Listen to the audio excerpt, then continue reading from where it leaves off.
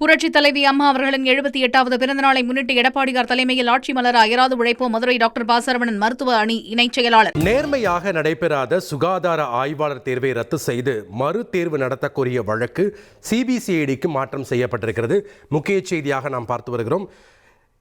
கூடுதல் விவரங்களை வழங்க இணைகிறார் செய்தியாளர் மாரிச்சாமி. வணக்கம் மாரிச்சாமி, இந்த வழக்கினுடைய பின்னணி என்ன? முழு விவரங்களையும் பதிவு பண்ணுங்க. நேர்மையாக நடைபெறாத, அதாவது தேர்வில் பல தில்லுமுள்ளுகள் நடைபெற்ற சுகாதார ஆய்வாளர் தேர்வை ரத்து செய்து மறுதேர்வு நடத்த கோரிய வழக்கை சிபிசிஐடி விசாரணைக்கு மாற்றி உயர்நீதிமன்ற மதுரை அமர்வானது உத்தரவு பிறப்பித்திருக்கிறது. அதுபோக அனைத்து சிசிடிவி காட்சி பதிவுகளையும் பாதுகாக்கவும் வழக்கு முடியும் வரை எந்த பணி நியமனத்தையும் மேற்கொள்ளக்கூடாது எனவும் நீதிபதி உத்தரவு பிறப்பித்திருக்கிறார்.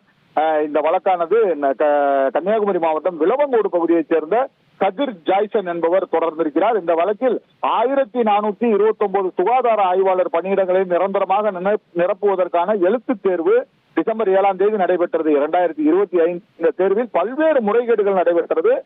வெளிப்படையாகவே செல்போன் பயன்படுத்தப்பட்டது, காப்பியடிக்க அனுமதி அளிக்கப்பட்டது என்றெல்லாம் கூறியிருக்கிறார். இந்த மனுவானது உயர் நீதிமன்ற மதுரை அமர்வின் நீதிபதி போலேந்தி முன்பு விசாரணைக்கு வந்த பொழுது பல்வேறு விசாரணைகள் நடைபெற்றது.